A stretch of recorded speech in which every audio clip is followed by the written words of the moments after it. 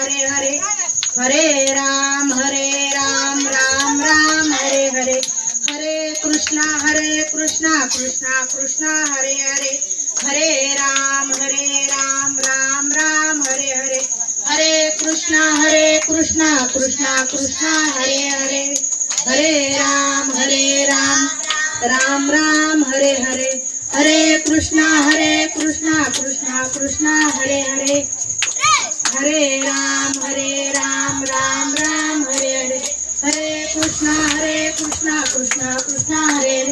गणपती बाप्पा मंगल मूर्ती. आज श्रीनाथ युवा मित्र मंडळ मांडकी शिंदेमाळा यांनी आज तारीख आहे 5/9/2025. आज वार कोणता आहे? शुक्रवार ना. तर यांनी मला प्रवचनासाठी आमंत्रित केलं आहे आपल्या शिंदेमाळ्याने.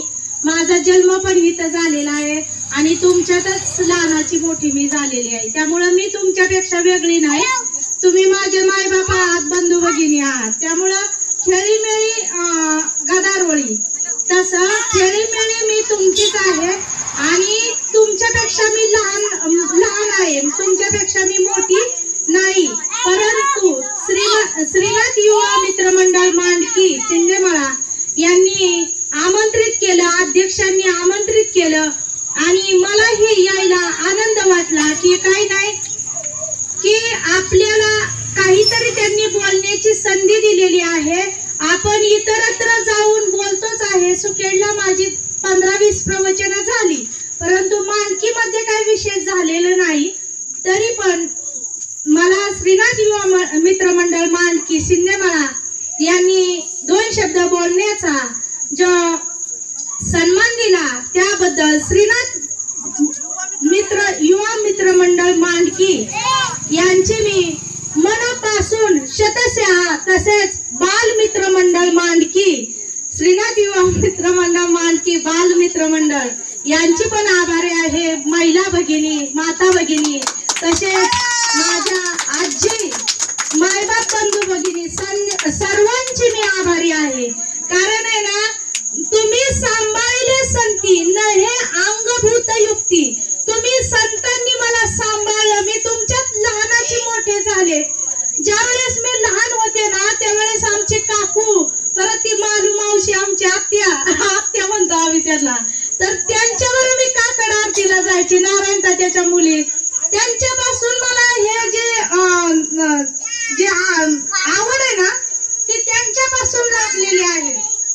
दुसरी गोष्ट की माझी आई परमार्थिक होती, आजी आजोबा परमार्थिक होते, त्याच्यामुळे ही आवड वाढत गेली. तर जास्त वेळ न लावता आज तुम्हाला मी 2 दिवस झाले मुलांनी मला सांगितलेलं की सत्यनारायणच्या दिवशी तुमचं प्रवचन ठेवणार आहे. पण मी 2 दिवस मनात विचार करत होते की अभंग कोणता निवडायचा. नक्की आता जर तुम्हाला 2 शब्द मी बोलले तर त्याचा तुम्हाला फायदा पण झाला पाहिजे ना. मग त्याच्यासाठी मला अभंग मनाला येत नव्हता. मगाशी मुलं सांगून गेल्यानंतर ज्ञानेश्वरी उघडली, ओवी घ्यायची होती पण ती पण मनाला यायला. मग संत श्रेष्ठ एकनाथ महाराज यांच्या हरिपाठातला एक 5 चरणाचा अभंग मी निवडलेला आहे. तर पहिल्यांदा एकनाथ महाराज कसे होते तर पैठण निवासी एकनाथ महाराज यांनी जलसमाधी घेतलेली आहे. आणि एकनाथ महाराजांचं वैशिष्ट्य असं आहे की त्यांनी ज्ञानेश्वरी लिहिल्यानंतर ज्ञानेश्वर महाराज त्यांच्या स्वप्नामध्ये गेले आणि सांगितलं की मी पूर्वी आळंदीत जिथं आता माऊलींची समाधी आहे ना, तिथं जंगल होतं, नदीच्या कडेला समाधी आहे ना, तिथं जंगल होतं. त्या जंगलातून एकनाथ महाराजांनी ती समाधी शोधून काढली. शोधून काढल्यावर सिद्धेश्वराचं मंदिर होतं त्या ठिकाणी आणि शोधून काढल्यावर ती उघडली शिळा विवराची. ज्यावेळेस हात उघडून पाहिलं तर म्हणतात ज्ञानेश्वर माऊलीच्या गळ्याला मुळे लागले असं स्वप्नात दृष्टांत दिला होता. मग मुळी बाजूला, आजन वृक्षाची मुळी बाजूला काढली, परंतु स्वप्नात त्यांनी प्रत्यक्षात पाहिलं तर दिव्य प्रकाश दिसला. त्या ठिकाणी माऊलींच्या रूपात दिव्य प्रकाश दिसला त्यांना. असे हे एकनाथ महाराज. मग त्यांनी ज्ञानेश्वरी तिथून बाहेर काढली आणि ज्ञानेश्वरी बाहेर काढल्यानंतर ज्ञानेश्वरीचं शुद्धीकरण केलं. तसं पाहिलं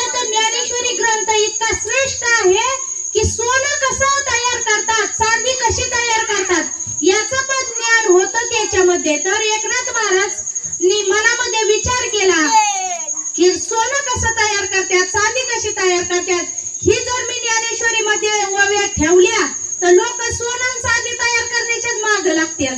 ज्ञानेश्वरी कोण वाचणार? मग आहे ना, जे मोजक्या ओव्या होत्या त्या 1800 श्लोकामध्ये ज्ञानेश्वरी शुद्धी करून त्यांनी जगामध्ये प्रस्थापित केली.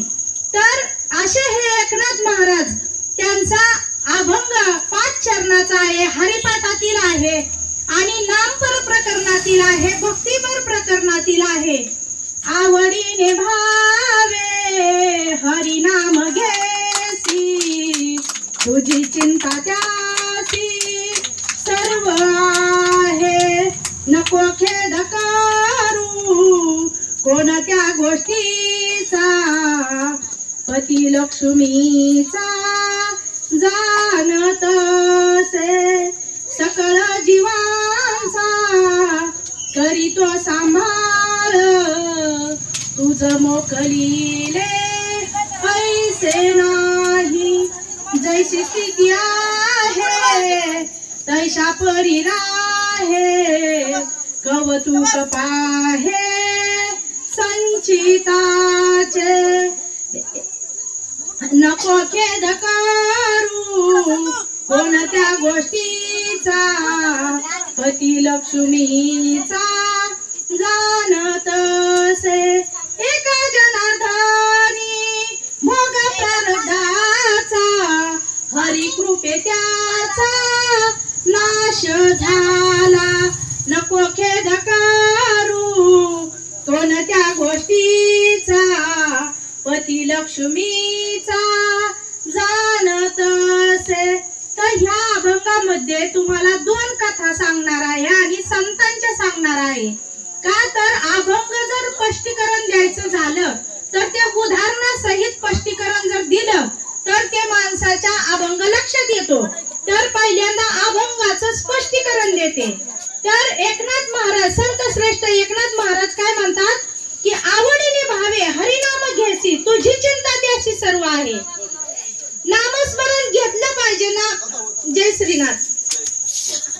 आवडीने भावे हरिनाम घेसी, आवडीने जर तुम्ही हरीचं नाम घेतलं, नाम घेतात माणसं, परंतु नाम कसं घेतलं पाहिजे?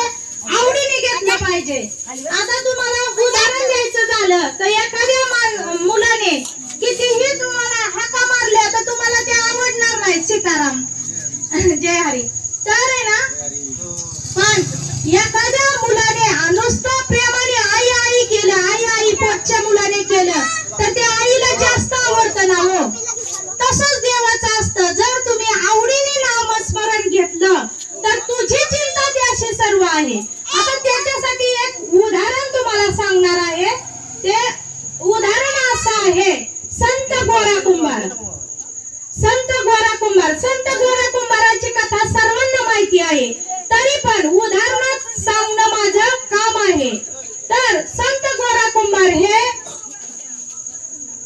महान संत होते, भक्त होते. तर त्यांना लहान मूल होतं आणि लहान मुलं असताना पत्नीने सांगितलं की मी पाण्याला जात आहे, मुलावर लक्ष ठेवा. आता त्यांना काम होतं की चिखल तोडवणे आणि मडकी गडवणे.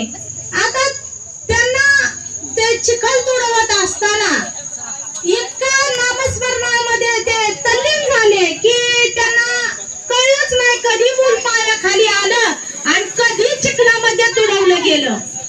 पत्नी आली, डोक्यावर पाण्याचा हंडा तिने पाहिलं, मूल चिखलाखाली तुडवलेलं आहे.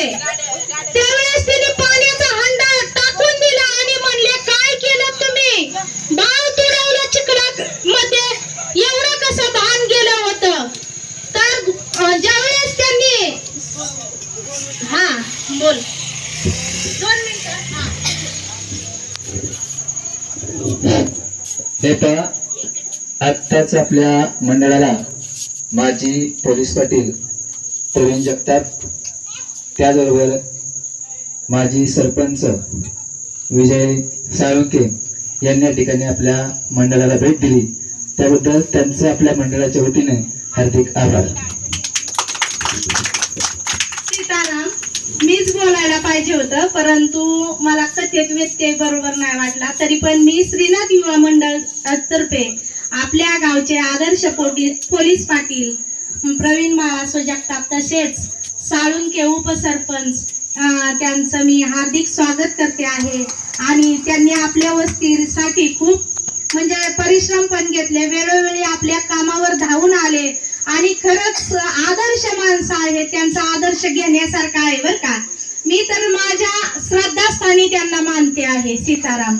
तर आपल्याला जय सीताराम, जय गणपती बाप्पा. तर आपली कथा कुठपर्यंत आली होती की बाळ चिखलामध्ये तुडवलं, पत्नीने हांडा फेकून दिला आणि म्हणले तुम्हाला एवढं कसं भान राहिलं नाही की तुम्ही चिखलामध्ये बाळ तुडवलं. मग आहे ना ती गोरा कुंभार आहेत ना, संत गोरा कुंभार, ते समजवायला गेले. समजवायला गेल्यावर पत्नी म्हणली अंगाला माझ्या हात लावायचा नाही, तुम्हाला पांडुरंगाची शपथ आहे. असं म्हणल्यावर माझ्या देवाची तुम्हाला शपथ घातली, हितनं पुढं कधी तुझ्या अंगाला हात लावणार नाही. आता महिना झालं, 6 महिने झालं, वर्ष झालं, मालक अंगाला हात सुद्धा लावायला तयार नाही. एक होता मुलगा, तो पण देवा घरी गेला. आता काय करायचं?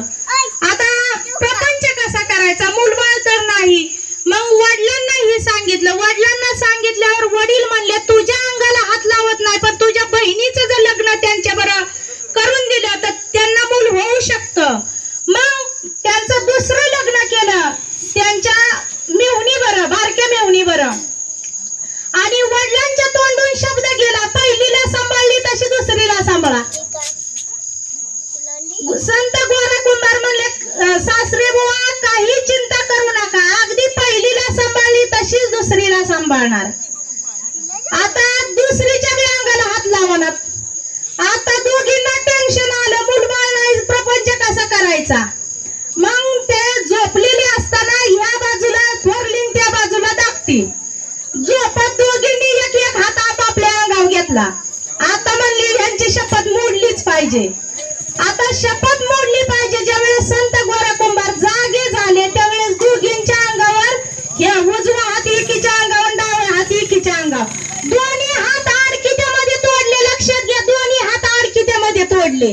असे असतात संतांचे भक्त. एकदा शब्द दिला ना मरेल पण ते शब्द मोडणार नाही. तर आता दोन्ही हात गेले का नाही कामातलं. संत गोरा कुंभार यांचे दोन्ही हात, 2 पत्न्या, दोन्ही हात आडकित्यामध्ये तोडले. परंतु कथा पुढं ऐका. ते पंढरपूरला गेले. पंढरपूरला गेले, आपल्या पत्नीना दोघींना संग घेऊन गेले आणि पंढरपूरच्या मंदिरामध्ये कीर्तन चालू होतं. आणि कीर्तन चालू असताना भजन चालू झालं. दोन्ही हात वर करून टाळ्या वाजवू लागले. राम कृष्ण हरी जय जय राम कृष्ण हरी, राम कृष्ण हरी जय जय राम कृष्ण हरी, राम कृष्ण हरी जय जय राम कृष्ण हरी, राम कृष्ण हरी जय जय राम कृष्ण हरी. सर्व माणसं दोन्ही हात वर करून टाळ्या वाजवत असताना अचानक गोऱ्या कुंभार यांच्या मनामध्ये आलं की आपणही टाळ्या वाजवाव्या, पण हात कुठे. परंतु भजनामध्ये इतके तल्लीन झाले की त्यांना 2 हात फुटले.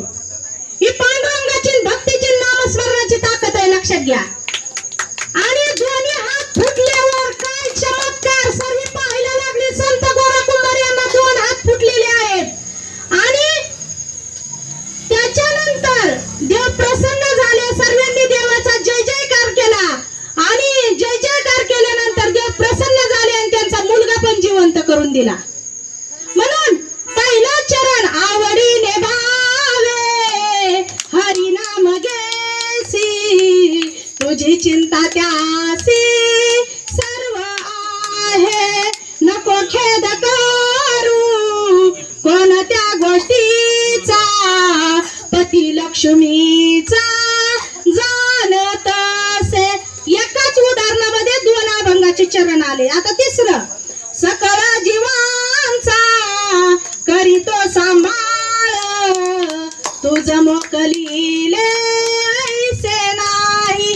असा तू समर्थ ब्रह्मांडाचा धनी, असा ब्रह्मांडाचा धनी जर आपल्या पाठीशी असेल आणि त्यांच्याजवळ जर आपला विश्वास असेल, त्यांच्यावर जर आपण विश्वास ठेवून नामस्मरण आवडीने जर केलं तर काय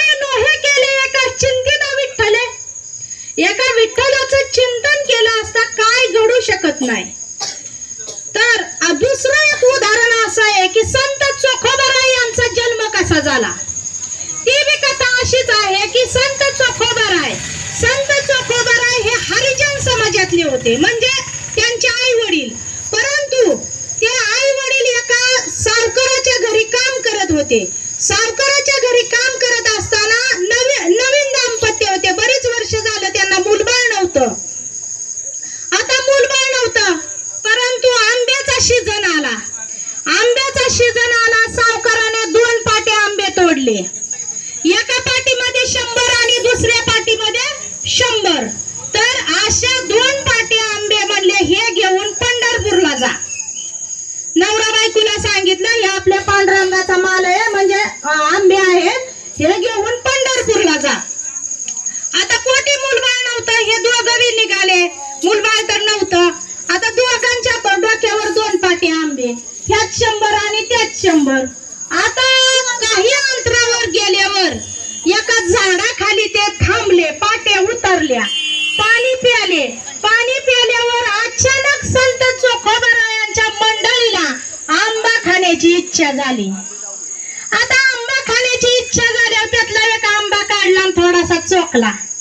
आता चोखल्यावर म्हणले आता आंबा तर एक कमी झाला. आता तिथं गेल्यानंतर पाट्या उतरवल्या, आंबे मोजले. त्या मालकाने बघता होता पांडुरंगाचा, म्हणला एक आंबा कमी धावतोय. ती म्हणले काय हरकत नाही मालक, मला खाऊ वाटला म्हणून मी चोखलेला आहे, पण माझ्या वटीत आहे तो आंबा. म्हणून वटीतला आंबा दाखवायला गेले तर काय चमत्कार झाला. त्या आंब्याचं मूल झालं होतं ते संत चोखोबाराय. बोला संत चोखोबा महाराज की जय. तर ना असा संत चोखोबारायांचा जन्म झाला. जर आपण आपली चिंता जर देवावर वाहिली तर काय नो हे केले एका चिंतिता विठ्ठले. देवाचं त्यांनी मनामध्ये चिंतन केलं, प्रामाणिक राहिले, म्हणून त्याचं फलित भगवंतानी त्यांना मूल नव्हतं, मूल दिलं. संत चोखोबारायांची कथा आहे. चोखलेल्या आंब्यापासून जन्म झालेला आहे त्यांचा. म्हणजे किती वैशिष्ट्यपूर्ण आपला विठ्ठल, किती कर्तृत्वाचा आहे बघा. आपण म्हणतो आमच्या विठ्ठलाने माझ्या आयुष्यात एवढी भक्ती करते तरी एवढं दुःख काय येते. तुम्ही विश्वास ठेवा, एक नाही एक दिवस तुमचं चांगलं होणारच आहे. तुम्ही चिंता करू नका. मी तुम्हाला सांगते, पण मी सुद्धा कधी कधी चिंता करते, परंतु देवावर विश्वास ठेवला पाहिजे, चिंता सोडून दिली पाहिजे. आता त्याच्यानंतर जैशी स्थिती आहे तैशा परीर आहे, कौतुक पाये संचिताच्या. आता जशी स्थिती होते तशा स्थितीत ते राहिले होते का नाही.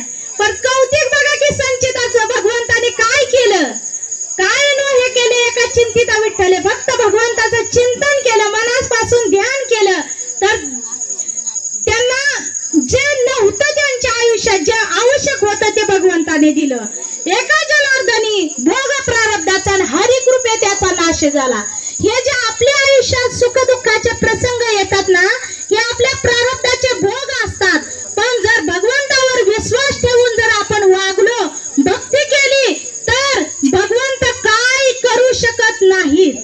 त्याच्यासाठी तुम्हाला एक उदाहरण दिलं संत गोरा कुंभार आणि दुसरं उदाहरण दिलं संत चोखोबाराय यांचं. तर एवढं बोलून थोडक्यात मी प्रवचन पूर्ण करत आहे, कारण श्रीनाथ युवा मित्र मंडळाने सांगितलं की ताई थोडक्यात उरका, कारण माणसांना जास्त बसायला आजकाल वेळ नाही. सीताराम. तर अजून एक उदाहरण द्यायचं होतं, देऊ का नको. छोट आहे तुम्हाला आवडेल ना. हा, तर ही दुर्देव महात्म्यामध्ये वाचलेलं उदाहरण आहे, लक्षात घ्या. तर आहे ना, ऐका, भगवान शंकर जे आहेत किंवा आपले भगवंत आहेत ना, ते सर्वांना सांभाळतात, सर्वांच्या मुखात घास घालतात, नंतरच जेवण करतात. आता हे पार्वती मातेला माहिती होतं बरं का. भगवान शंकर कैलासावर होते आणि हे पार्वती मातेला माहिती होतं की भगवान शंकर सर्व जेवले का विचारतात आणि मगच जेवण करतात. आता असं झालेलं असताना भगवान शंकर बसले जेवायला, पण पार्वती मातेने एक खोड काढायची ठरवली. म्हणली आता एक मुंगी घेते आणि डबीत बंद करून ठेवते. ही म्हणतात ना सर्व जेवल्याशिवाय मी जेवत नाही, ही मुंगी कशी जेवती तीच बघते आता म्हणली. आता डबीत मुंगी बंद केली आणि भगवान शंकर जेवायला बसले. एक घास उचलला आणि तोंडात घातला आणि खाऊन गिळून टाकला. पार्वती माता म्हणली महाराज एक मुंगी उपाशी राहिली. भगवान शंकर म्हणले दाव. डबीचं टोपण उचकडलं तर मुंगीच्या तोंडात साखर होती. असे कर्तुम असलेले भगवान शंकर, भगवान महादेव, भगवान विष्णू, ब्रह्मदेव हे तिन्ही देव आणि त्यांचे अधिष्ठात्री देवता भगवान विष्णूंचा अवतार म्हणजे गणपती बाप्पा आहेत. त्यांना उद्या आपल्याला निरोप द्यायचा आहे. तरी सर्वांनी आनंदाने निरोप द्या. काहीतरी निमताने. बर ठीक आहे. तर आहे ना गणेश उत्सव कुणी चालू केला मुलांना? तुम्हाला माहिती आहे गणेश उत्सव कुणी चालू केला? हा,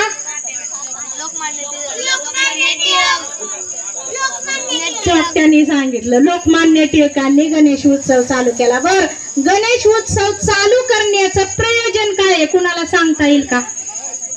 गणेश उत्सव चालू करण्यापाठीमागे लोकमान्य टिळकांचं प्रयोजन काय आहे?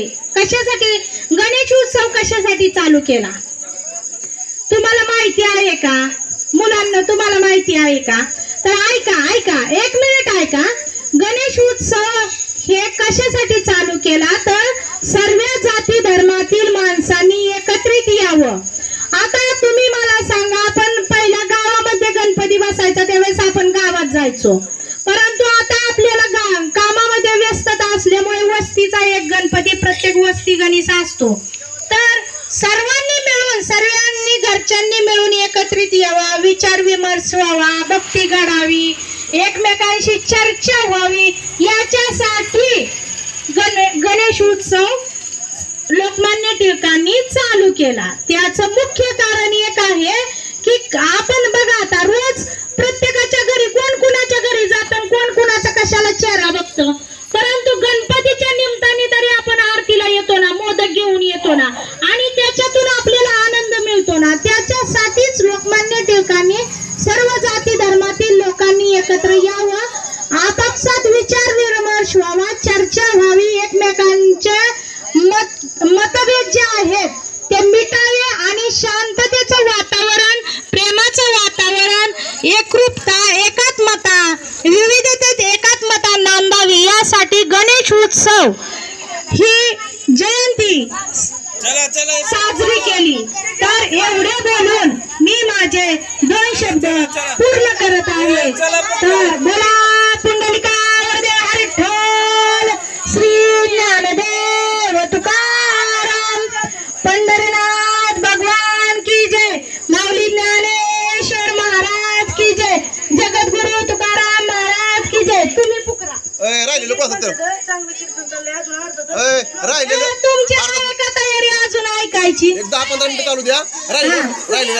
तुमची तयारी असेल तर मी बोलते. हा, हॅलो, जय महाप्रसादनाचा. आता आपल्याला आहे ना गणपतीच्या परिवाराचा विचार करायचा आहे. आता त्यांनी अर्धा तास आपल्याला वेळ वाढवून दिलेला आहे ना, तर आपल्याला गणपतीच्या परिवाराचा आता विचार करायचा आहे. आता गणपतीचा परिवार कसा आहे बघा.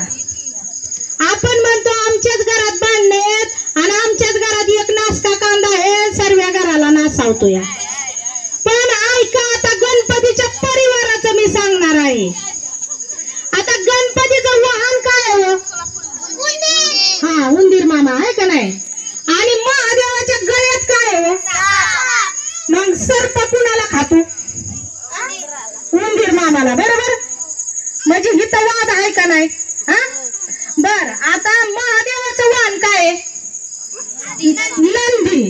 आणि पार्वती मातेचं वाहन काय आहे? वाघ शिळ आहे का नाही? हा, आता वाघ शिळ कुणाला खातो? अरे बाबा, नंदीला खातो. हाय का नाही? बघा आता इथं सुद्धा अडचण आहे का नाही? हाय का नाही? अडचण आहे का नाही? बरं, आता तुम्ही मला सांगा, कार्तिकीयाचं वाहन काय? मोर आहे. हाय का नाही? मोर कुणाला खातो? सापाला खातो. म्हणजे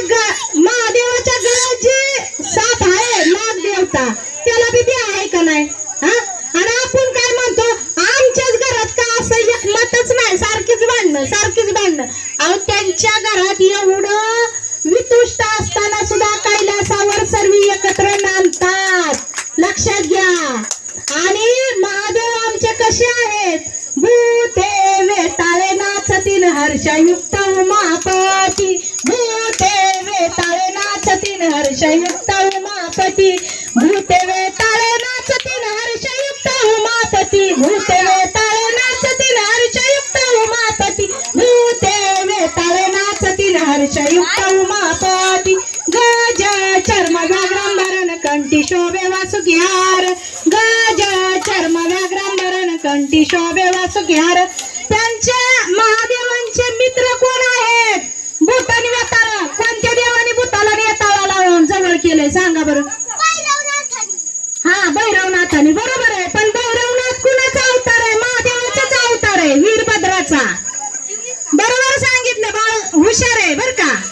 बरोबर सांगितलं. पण भैरवनाथ हे महादेवाचेच अवतार आहेत. वीरभद्र ज्यावेळेस सतीने देहत्याग केला ना, बघा आमच्या मुलं सुद्धा किती हुशार आहेत. ज्यावेळेस सतीने देहत्याग केला ना, त्यावेळेस महादेवाने आपली जटा पटली आणि दुसरा क्रोधित अवतार म्हणजे वीरभद्र, म्हणजेच आपले काशीचे काळ भैरवनाथ आणि श्रीनाथ मस्कोबा महाराज हे महादेवांचेच अवतार आहेत.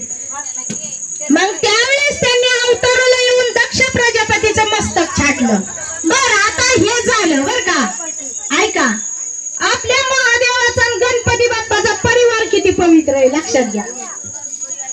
गणपतीच्या मंडळीचं नाव काय आहे? कोण सांगल? गणपतीच्या मंडळीचं नाव रिद्धी सिद्धी. बरोबर. आता रिद्धी सिद्धी हे कुणाचे अवतार आहेत तुम्हाला माहिती आहे का? रिद्धी सिद्धी हे कुणाचे अवतार आहेत? रिद्धी म्हणजे काय? सिद्धी म्हणजे काय? रिद्धी म्हणजे लक्ष्मी. रिद्धी म्हणजे लक्ष्मी. सिद्धी म्हणजे सरस्वती.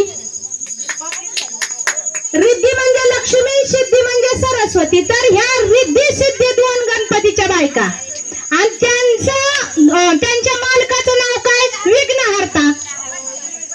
आणि त्यांच्या गणपतीच्या पप्पांचं नाव काय? वडिलांचं महादेव. देव के देव महादेव. ज्यावेळेस आहे ना समुद्र मंथन चाललं होतं ना, त्यावेळेस हलाहल नावाचं विष सर्व जगाला जाळत होतं, परंतु महादेवांनी ते विष प्राशन केलं आणि जगाचं रक्षण केलं, म्हणून त्यांना महादेव म्हणतात. बरं, आता मला सांगा गणपतीच्या मुलांचं नाव काय? शुभ लाभ. बघा आता गणपतीच्या मुलांचं नाव काय? शुभ आणि लाभ. म्हणजे